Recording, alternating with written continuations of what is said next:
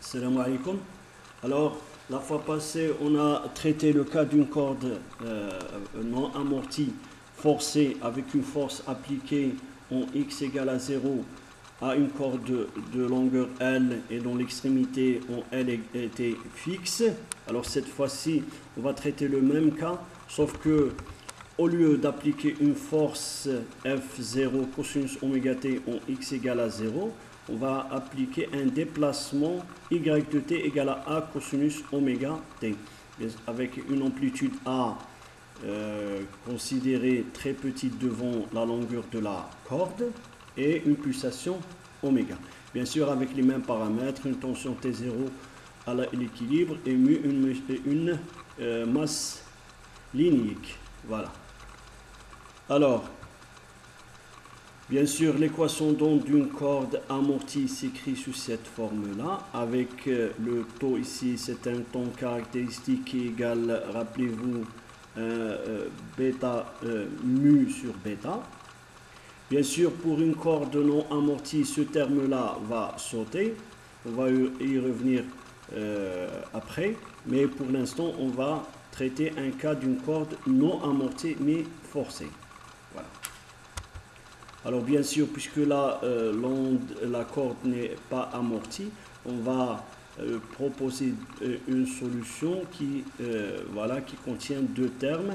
Un terme pour l'onde incidente AI dans le sens des x croissants et un terme pour l'onde réfléchie avec l'amplitude AR et un signe plus puisque l'onde se déplace dans le sens des x décroissants. Voilà. Alors avec bien sûr oméga et k, ce sont des paramètres de valeur réelle. Voilà. Avec les conditions aux limites suivantes, voilà.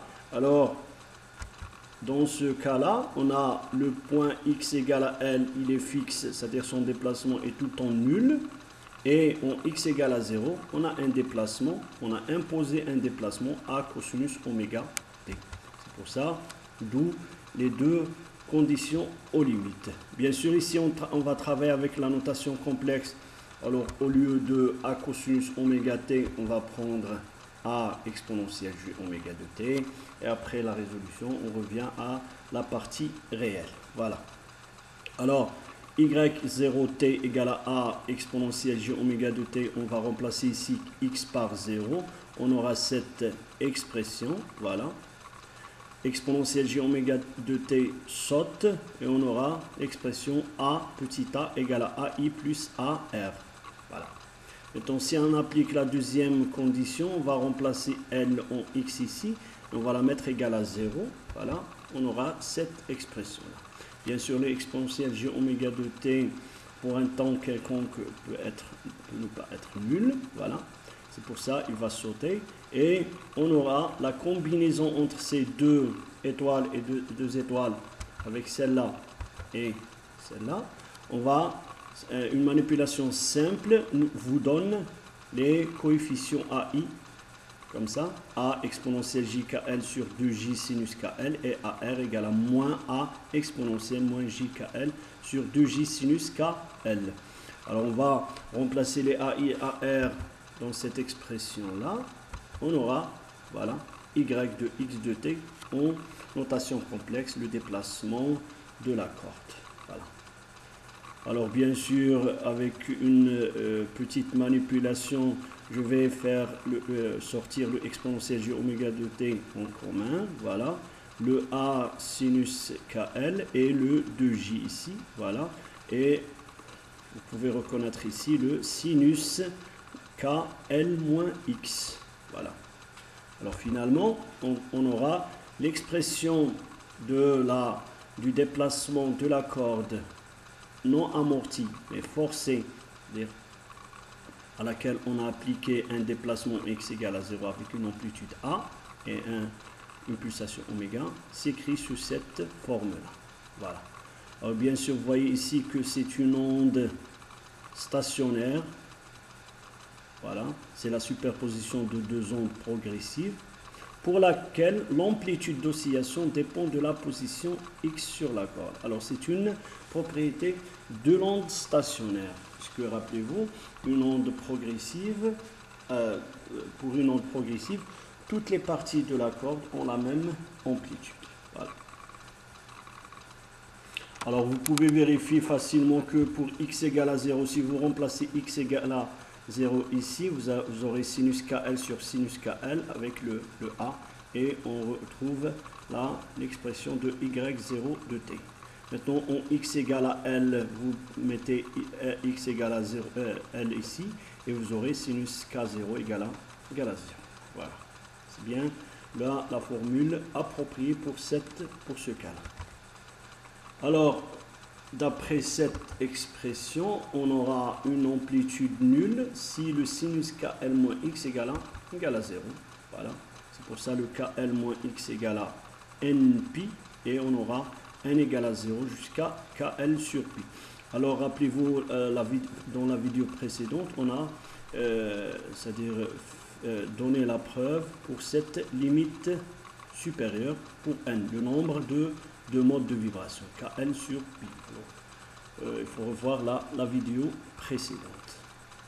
Alors, les positions des nœuds sont données par x égale à L moins n lambda sur 2. Parce que, c'est-à-dire, selon cette expression, rappelez-vous, le K, c'est le 2pi sur lambda. K, c'est le nombre d'ondes, lambda, c'est la longueur d'onde. Et bien, si vous une manipulation simple, vous aurez les positions des nœuds sont données par, voilà, x avec n égale à 2pi L, 2pi, puisque le K égale à 2pi sur lambda, 2pi L, lambda pi, on aura, voilà, la limite supérieure du nombre de modes, voilà, avec lambda égale à, rappelez-vous, c'est la relation de dispersion, c'est V, voilà, 2pi oméga. La relation de dispersion, c'est oméga égale à K fois V. K, on remplace K par 2pi sur lambda, et on aura cette expression. Voilà. Bien sûr, c'est cette forme que peut prendre la corde pour certains modes de vibration. Voilà, on a vu la fois précédente. Voilà. Avec la longueur d'onde, vous voyez la longueur d'onde, voilà. Et les nœuds, ce qu'on appelle les nœuds, et les antinœuds ou encore les ventres, voilà, avec une longueur N. Voilà.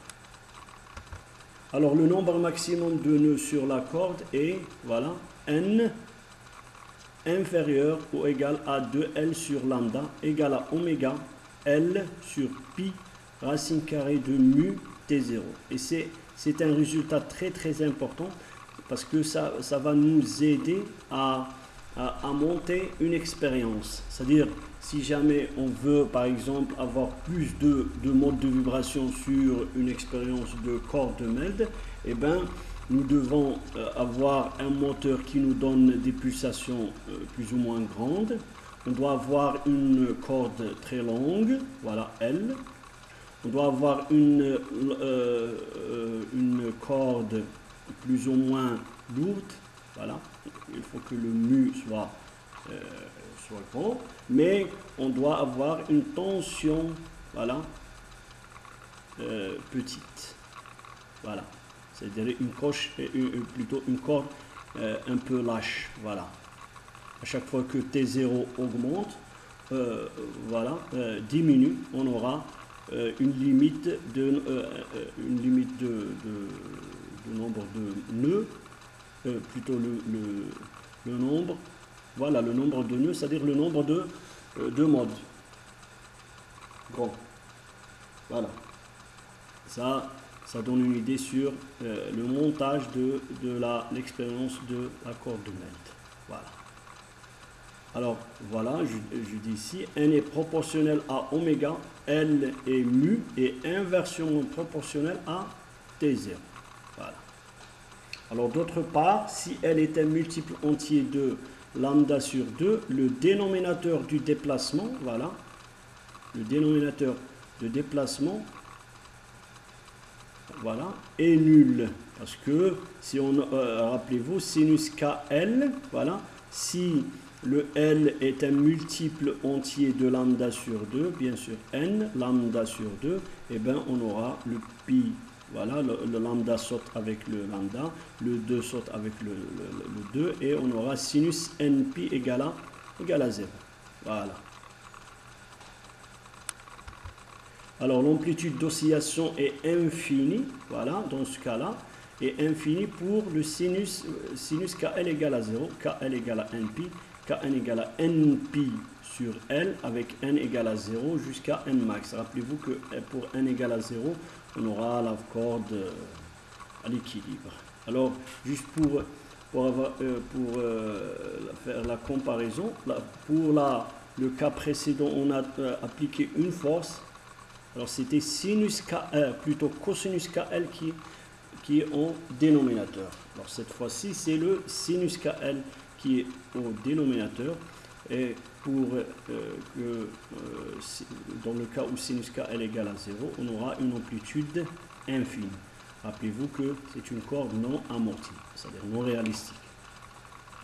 Alors je dis, comme je l'ai déjà rappelé dans la vidéo précédente, les amplitudes d'oscillation infinies prédites par la relation ci-dessus à la résonance ne peut pas avoir lieu car dans la réalité, les angles de déviation de la corde par rapport à l'équilibre ne sont pas petits, la tension n'est pas homogène le long de la corde, les effets d'amortissement ne sont pas négligés, la corde n'est pas parfaitement flexible. Voilà.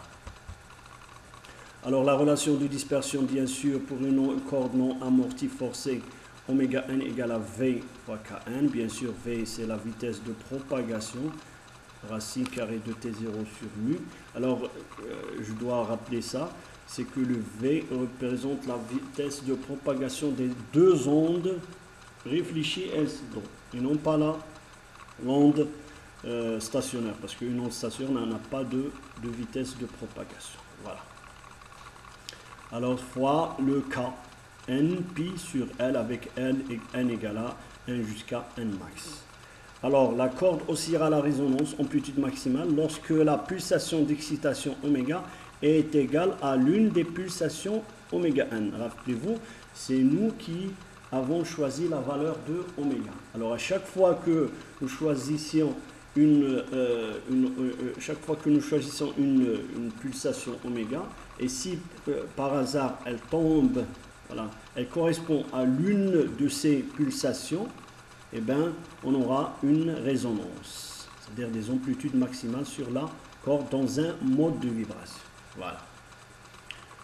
Alors, n égale à 1, voilà, pour le mode 1, oméga 1 égale à racine carrée de T0 sur mu fois pi sur L, et on remplace, puisque le K égale à 2 pi sur lambda, et bien, dans ce cas-là, le lambda 1 égale à 2L, voilà. C'est-à-dire on aura une corde dans un mode de vibration dont sa longueur d'onde égale à 2L.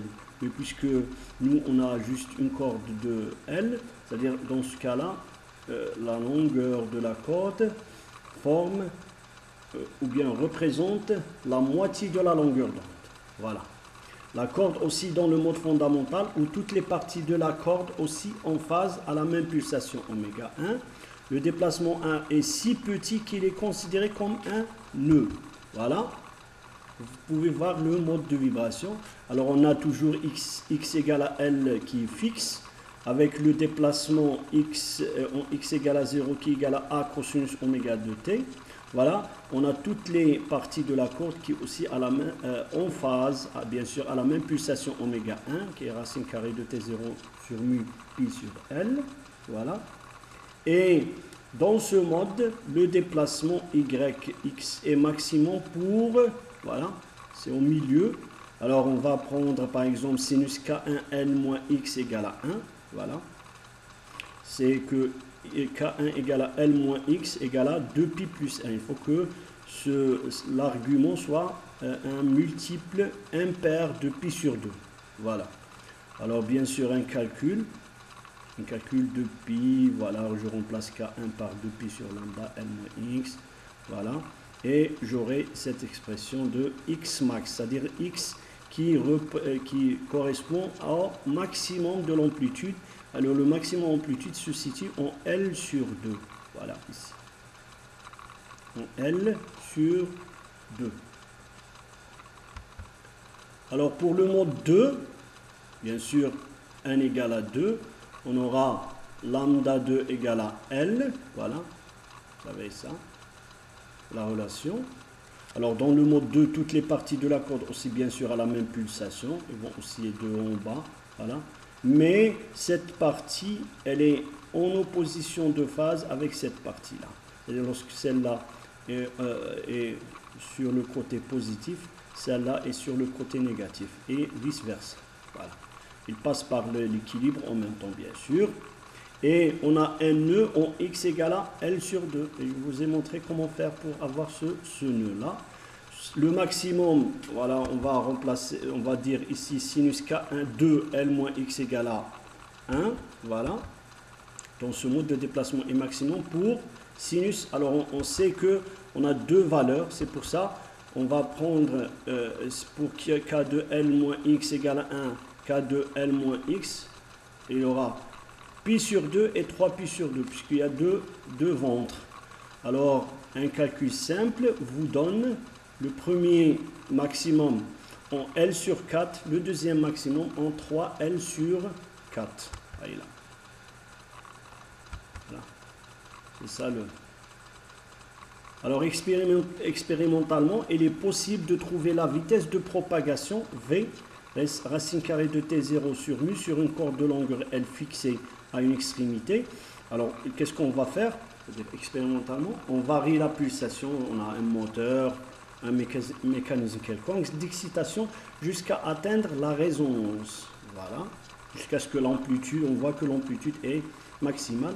Et on va utiliser, voilà, pour le mode qu'on a trouvé, voilà, pour le mode qu'on a trouvé, le oméga n, c'est-à-dire la valeur oméga, bien sûr, elle correspond à un mode de vibration.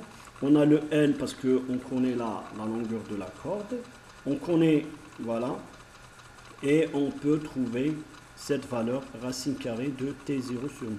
Voilà, on trouve la racine carrée de T0 sur mu. Voilà. Maintenant, si on connaît mu, on peut, c'est-à-dire déduire T0, ou bien si on connaît T0, on peut déduire mu. Voilà. Alors, il faut faire attention. Cette expérience, elle est faite sur une corde de longueur L, mais elle peut aussi, c'est aussi vrai pour une corde de longueur, par exemple, semi-infinie.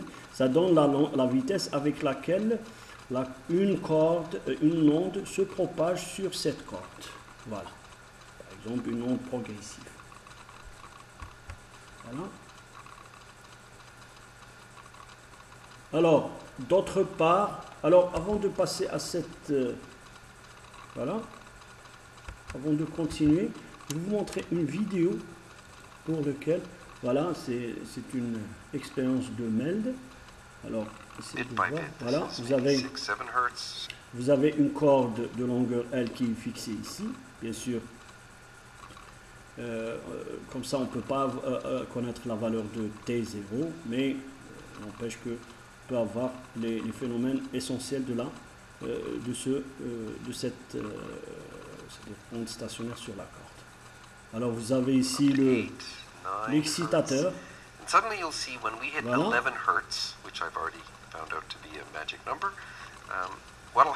Alors vous voyez que même avec cette pulsation, il n'y a pas de résonance. Voilà, les ondes, c'est-à-dire il y a une vibration, mais l'amplitude n'est pas aussi grande. Voilà. The string will suddenly behave differently. Voilà. This is 10 hertz, alors, and this is 11 hertz right voilà. here. Vous So you voyez can see que, now we'll freeze this. voilà, vous voyez que c'est, The string on a atteint, is in what's on a atteint une résonance. C'est-à-dire 11 Hertz, c'est une pulsation, bien sûr, c'est une fréquence de résonance, et celui-là, c'est le mode 1. Voilà, c'est le mode 1. called its first mode of vibration. This is the frequency, 11 hertz, for this particular string and this particular setup. This is the frequency it wants to resonate at, the lowest one. This 11 hertz, so 11 times per second.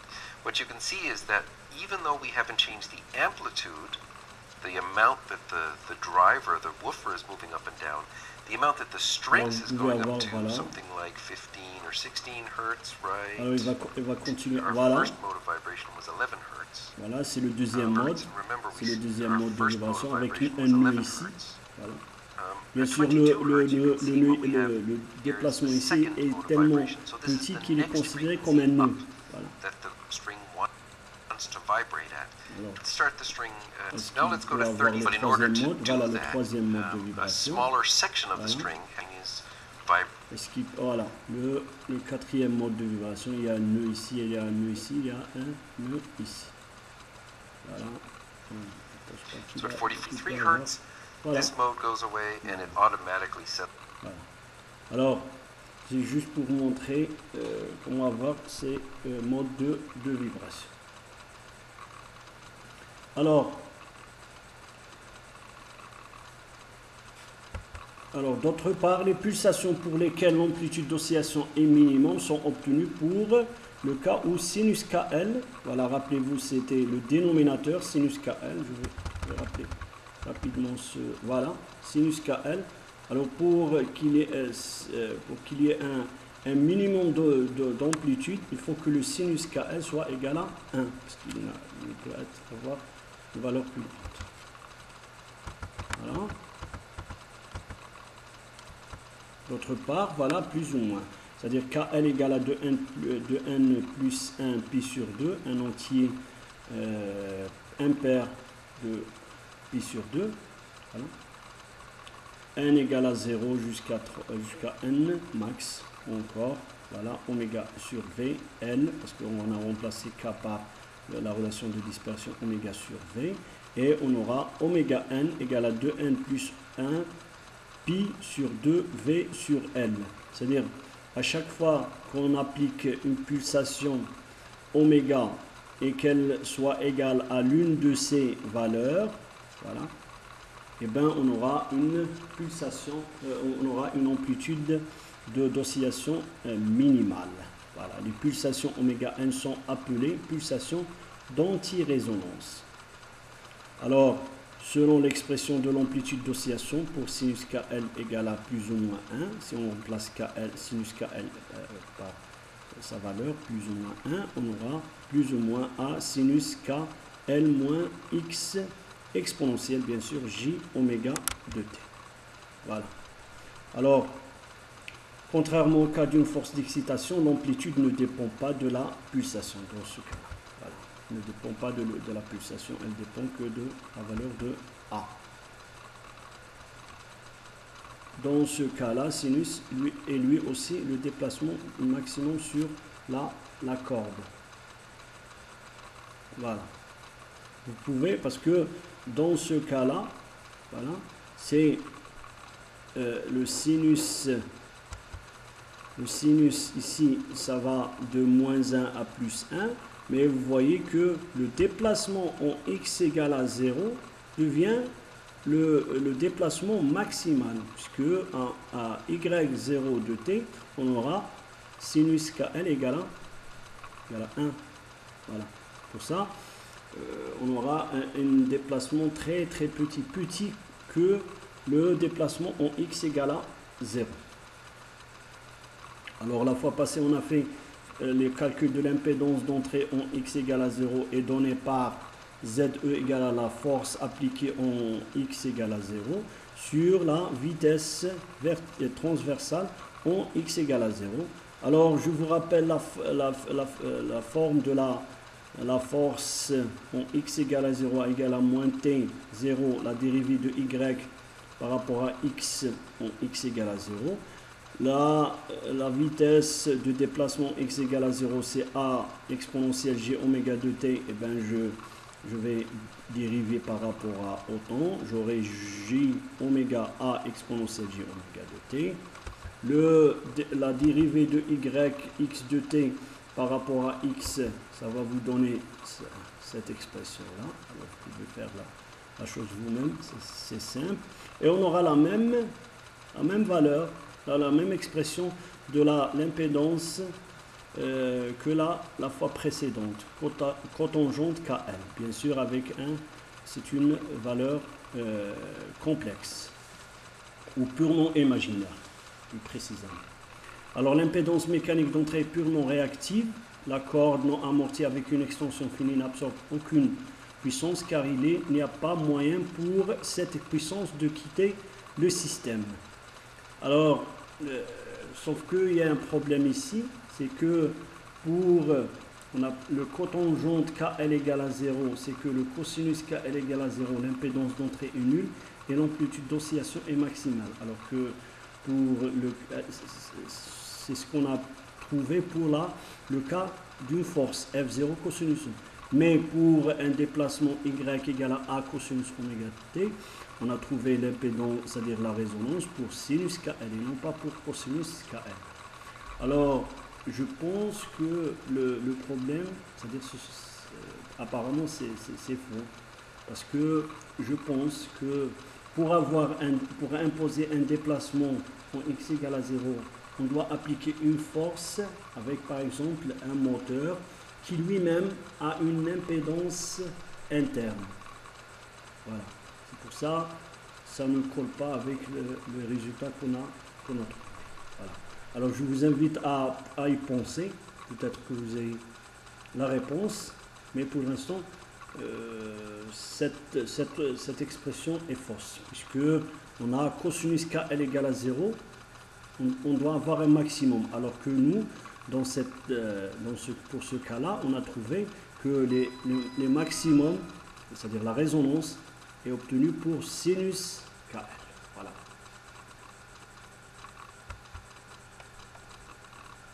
Voilà, c'est pour le cas du coordonnée amorti, là, ce qu'on a fait pour le F0, mais je pense que on doit revoir ces résultats.